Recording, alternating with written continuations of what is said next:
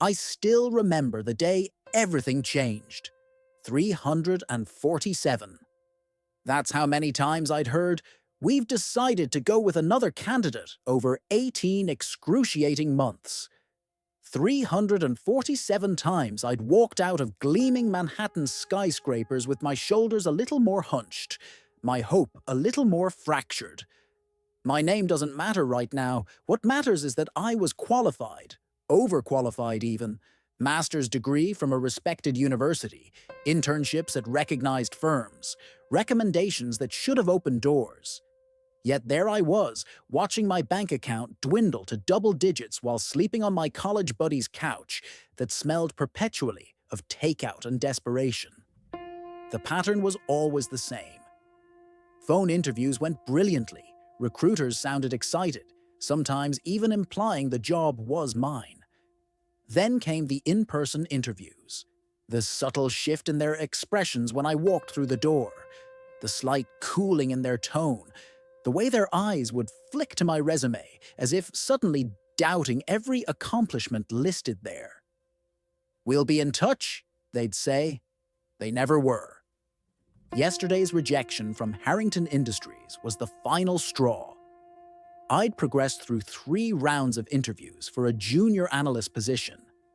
The hiring manager, Diane Keller, had practically offered me the job over the phone. "Just a formality to meet in person," she'd said. But when I arrived, I watched her enthusiasm evaporate in real time. 2 days later, the generic rejection email arrived. That night, staring at the ceiling above my friend's couch, something snapped inside me. Not in a violent way, but in that clarifying moment when you realize the game is rigged and it's time to change the rules. I opened my laptop and created a new email address: Alexander, Walshywalsh, consulting.net. Next, a LinkedIn profile for Alexander Walsh, CEO of Walsh Strategy Partners. I used a stock photo of a confident-looking man in an expensive suit. Then I ordered business cards, rush delivery, despite the expense I couldn't afford. I wasn't planning to commit fraud or actually claim to run a company. I just wanted to understand, what would happen if I walked into these same companies not as a desperate job seeker, but as someone they perceived as an equal, or even superior? Before you judge me, ask yourself what 18 months of rejection, despite your best efforts, might drive you to do. I used my last $100 on a thrift store suit that actually fit well and a decent haircut. Then I emailed Diane Keller at Harrington Industries, not as myself, but as CEO Alexander Walsh, interested in discussing potential collaboration opportunities. Her response came within 20 minutes.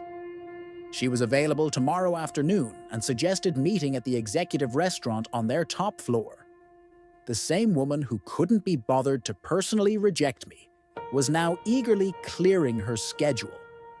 What I discovered in that meeting, and the spiral of events it triggered, would expose things about corporate America that some powerful people would prefer stayed hidden. It would challenge everything about how I viewed myself, success, and the true nature of the game we're all playing. But I'm getting ahead of myself. Let me take you through exactly how I transformed from a rejected applicant to someone the executive suite couldn't wait to meet, and the impossible situation I soon found myself trapped in. Sleep evaded me that night. The enormity of what I was about to do kept my mind racing until dawn painted my friend's living room in shades of grey.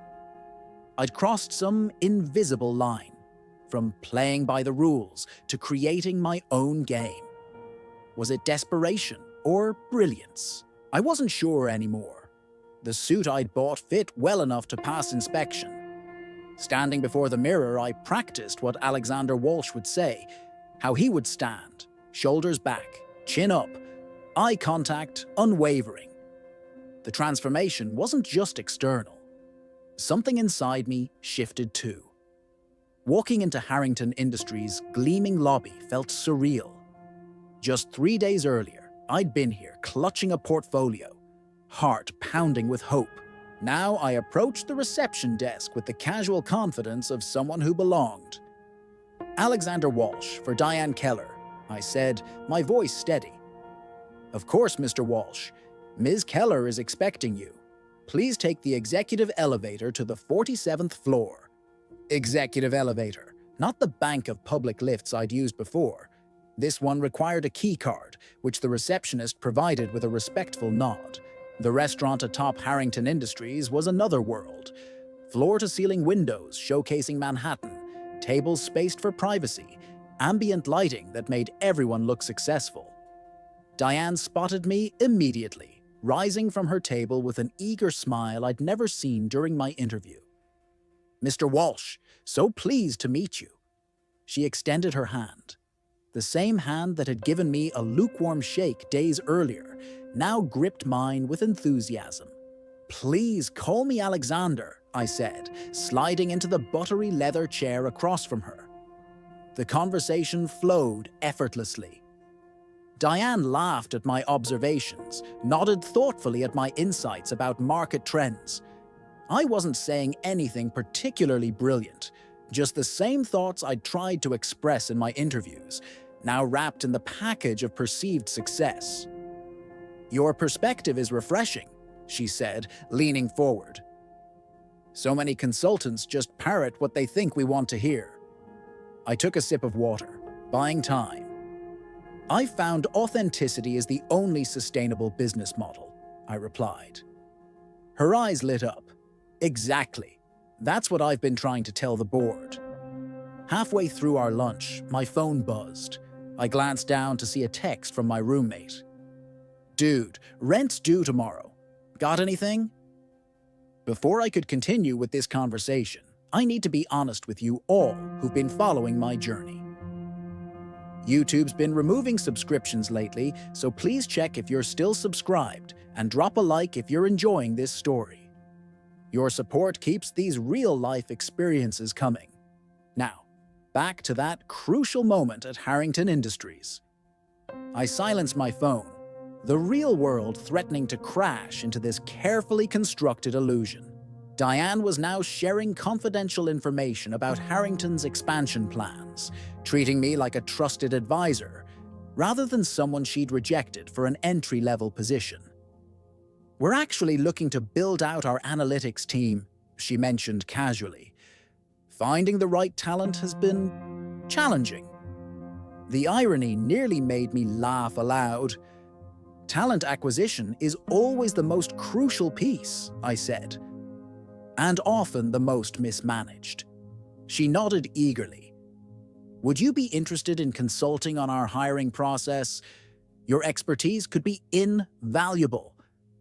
And just like that, I was being invited inside, not as an employee, but something potentially more powerful. A voice of authority, a trusted outsider. What happened next would force me to make impossible choices. How far would I take this charade? What would happen when, not if, my real identity was discovered? And most disturbing of all, what if I was actually better at being Alexander Walsh than I ever was at being myself?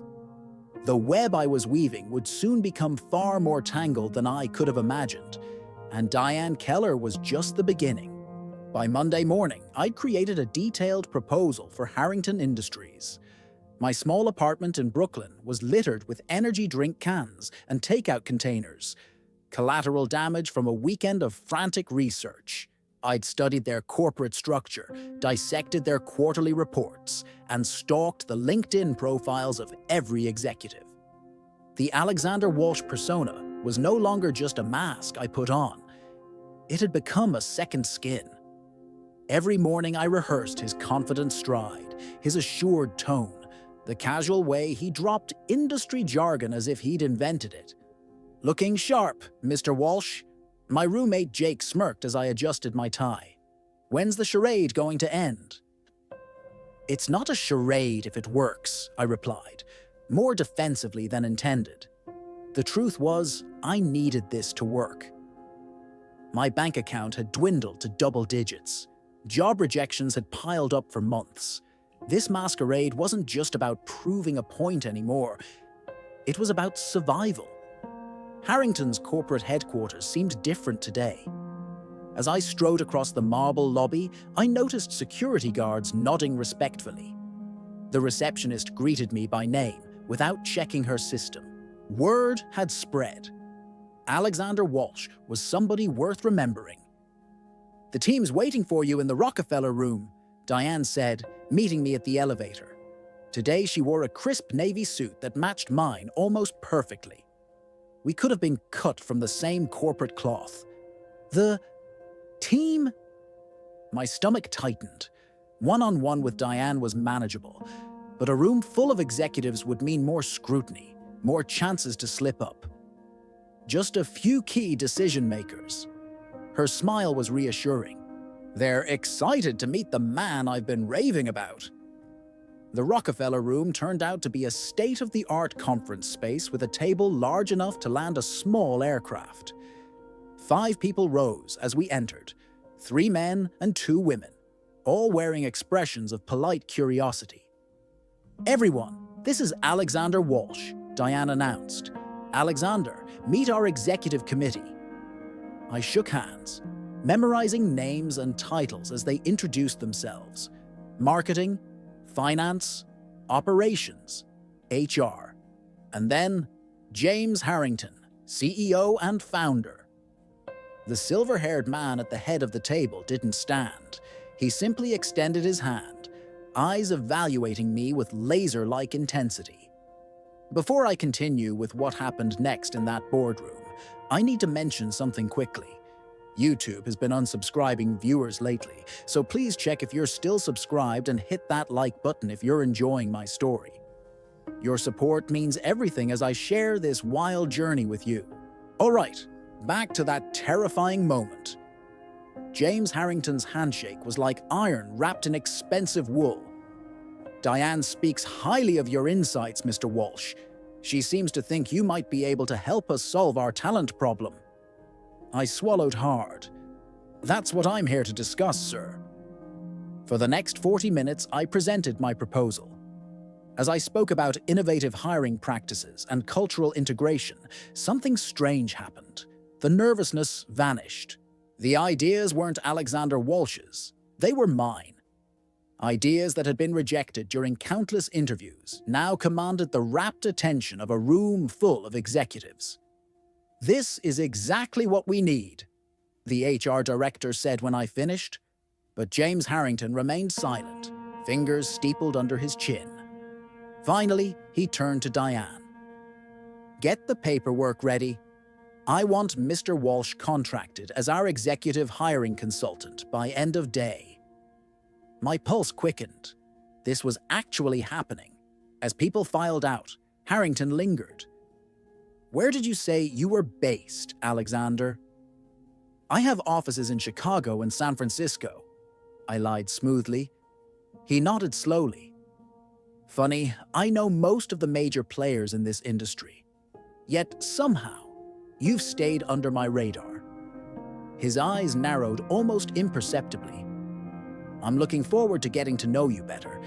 In fact, why don't you join my family for dinner this Friday? My son's flying in from Boston. He's about your age, just made partner at McKinsey. I think you two would have a lot to talk about." The invitation hung in the air, like a trap waiting to be sprung. What Harrington didn't know was that his son and I had something very specific in common. We'd gone to the same college, the same class. And if he recognized me, my carefully constructed house of cards would come crashing down in spectacular fashion. Friday night arrived with the weight of impending disaster, standing outside the Harrington mansion in Greenwich, Connecticut. I fought the urge to turn and run. The house, more like an estate, loomed before me, windows glowing warmly against the twilight. My Uber driver had whistled when we pulled up to the gates. "In case you're wondering, that's what $1 billion looks like," he'd said. My stomach clenched as I rang the doorbell. Not a standard chime, but actual bells, somewhere in the depths of the house, announcing my arrival, A housekeeper greeted me and led me through a foyer, larger than my entire apartment. Original artwork adorned walls that stretched to vaulted ceilings. I recognized a Rothko that had to be worth millions. "Alexander, welcome to our home." James Harrington appeared, casual in a cashmere sweater that probably cost more than my monthly rent. His wife Claire, elegant in simple black, offered me a glass of wine. "Napa Valley Cabernet," James explained. "From a little vineyard we invested in last year." I sipped slowly, needing my wits. Every minute that passed was another chance for exposure. And then, "Dad, sorry I'm late. Traffic from the airport was..." The voice stopped me cold. I knew it before I turned around. Brandon Harrington stood in the doorway. We'd shared 3 classes senior year. He'd been the investment club president. I'd been treasurer. We weren't friends, but we'd certainly recognize each other. Before I continue with what happened next, I should mention that YouTube has been removing subscribers lately. If you're enjoying this story, please check if you're still subscribed and hit the like button. Your support means everything as I share this journey with you. Now, back to that crucial moment. Brandon approached, hand extended. I turned slowly, heart hammering. His eyes met mine. And nothing. No flash of recognition, no narrowing gaze. "Brandon Harrington," he said confidently. "Alexander Walsh," I replied, waiting for the facade to crumble. But it never came. He simply nodded, already moving on to kiss his mother's cheek. The realization hit me like a physical blow. Brandon Harrington, who'd sat across from me in advanced financial modeling for an entire semester, didn't remember me at all. Throughout dinner, I watched him carefully. Brandon dominated conversation with stories of McKinsey clients, Harvard Business School connections, and summer homes. Not once did his gaze linger on me with suspicion. I was invisible to him, had always been invisible, until I became someone he deemed worth seeing. And suddenly, I understood something fundamental about the world I was infiltrating. It wasn't just about the clothes or the title. It was about existing in a different reality altogether, one where people like me simply didn't register. What would happen next would challenge not just my deception, but everything I believed about myself, success, and what I was truly capable of becoming. The dinner progressed smoothly until James tapped his glass. I'd like to propose a toast to Alexander and the exciting partnership ahead. All eyes turned to me. This was when the real work began. "Before we finalize tomorrow," James continued, "perhaps Alexander can share his vision with Brandon." I set my glass down, heart racing but mind clear. In that moment, I made a decision that would change everything. "Actually, James, I need to be honest with you all." The words hung in the air. "My name isn't Alexander Walsh." Claire's smile faltered. Brandon straightened in his chair. "6 months ago, your company rejected my application without an interview. I was told I wasn't Harrington material." I looked directly at Brandon. "We were classmates. I sat across from you for an entire semester in advanced financial modeling." Recognition finally dawned on his face. "Wait, Mike? Mark?" "Matthew," I corrected. "Matthew Reynolds." James's expression hardened. "What exactly is happening here?" "I created a false identity to prove a point. Your company doesn't hire based on merit, but on perception. Once I became Alexander Walsh, CEO of Walsh Innovations, doors opened immediately." The silence was deafening. Then James did something unexpected. He laughed. "Well, I'll be damned." "Dad?" Brandon looked confused. "Son, this young man just demonstrated more innovation and strategic thinking than half our executive team." James turned to me. "That's exactly the kind of disruptive mindset we need." "You're not angry?" I asked, stunned. "Angry? I'm impressed." You identified a critical flaw in our hiring process and exploited it brilliantly. That's valuable insight. Hello. 3 months later, I walk into Harrington Industries Daily, not as Alexander Walsh, but as Matthew Reynolds, head of their new Innovation Strategy Division. The irony isn't lost on me. The very company that deemed me unworthy now values my perspective precisely because I proved them wrong. The lesson I learned in that dining room changed my life. Sometimes, the only way through a locked door is to build your own key. The world may not always see your value at first glance, but that doesn't mean you stop showing up. I created a false identity to get in the door, but it was my authentic self that ultimately earned a seat at the table. And that's the greatest plot twist of all. If you've enjoyed this journey of deception, redemption, and transformation, make sure you're subscribed to catch more stories about underdogs who refuse to stay invisible. Sometimes the most powerful thing you can do is introduce yourself, even if it takes a little reinvention first. Hit subscribe, and remember, they may control the door, but you control how you knock.